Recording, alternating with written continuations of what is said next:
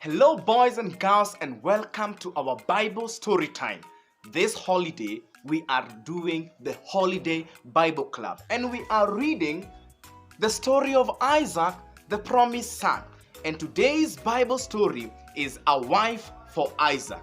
My name is Teacher Patrick, and welcome. Let's read. A wife for Isaac. Many years passed. Abraham was now very old. The Lord had blessed him. He was now very rich. But he was concerned about the future of his son Isaac. Isaac was now old enough to marry. He wanted to make sure that Isaac married the right woman. He did not want him to marry among the Canaanite people. People in Canaan worshipped idols.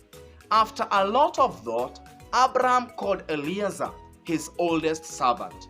This servant was in charge of all that Abraham owned. Vow to me that you will not let my son marry a Canaanite woman, that you will go and get him a wife from my hometown, Haran. Abraham told him. The servant had some doubt. He saw it a difficult task to get Isaac a wife. What if the young woman I choose refuses to leave her home to come with me here? Shall I send your son back to your people? The servant asked. No, do not send my son back there, Abraham replied. Abraham told the servant that if the girl refused, he would be free from the promise. God had promised Abraham and his descendants the land. The servant put his hand between Abraham's thighs. He vowed to do what Abraham wanted. The servant took 10 of his master's camels and some men. He went to the town where Nahor, Abraham's brother, lived. They took with them gold, silver, and other gifts for the bride they would find. After a long journey, they arrived in the town of Haran. They arrived late in the afternoon. He made the camels to kneel at a well outside the city. It was the time when women come out to fetch water. He prayed, Lord, God of my master Abraham, fulfill his wish and let my plan succeed. The servant asked God to bring a woman to the well.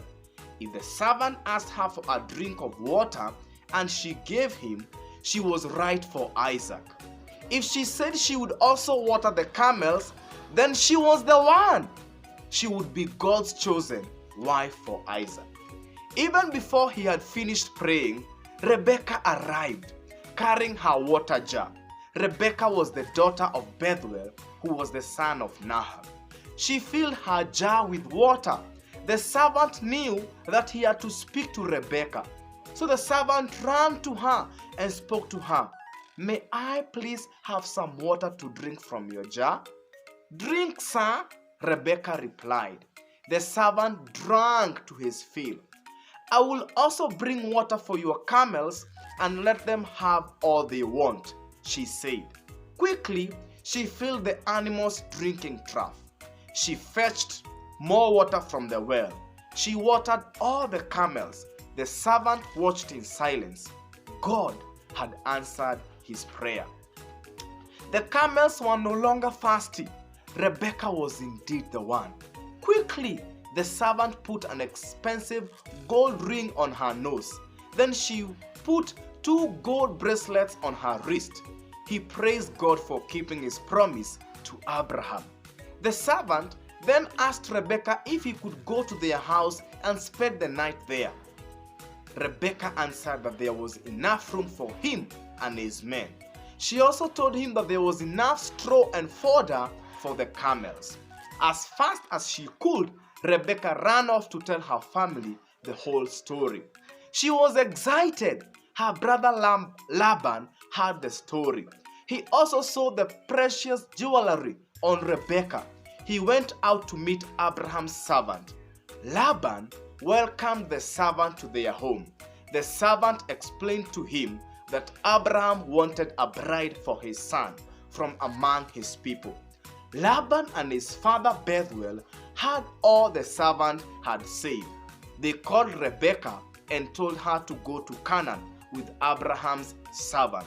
After all, the matter about her marriage to Isaac was from the Lord. Rebekah's family was happy. The servant gave precious gifts to Laban and his mother. To Rebekah, he gave clothing and silver and golden jewelry. The following morning, the servant and Rebekah left. Her brother and mother blessed her. Finally, they arrived in Canaan. Isaac walked towards them. He saw Rebekah. She was truly beautiful. He took her as his wife. She lived in the tent that had been Sarah's, Isaac's mother. Isaac was 40 years old when he married Rebekah. He loved her so much. He felt comforted after the death of his mother Sarah. Abraham later died at the age of 175 years. Isaac and his half-brother Ishmael buried him next to his wife Sarah. Isaac inherited his father's wealth. That's it, boys and girls, and see you tomorrow in our next Bible story time. Bye bye.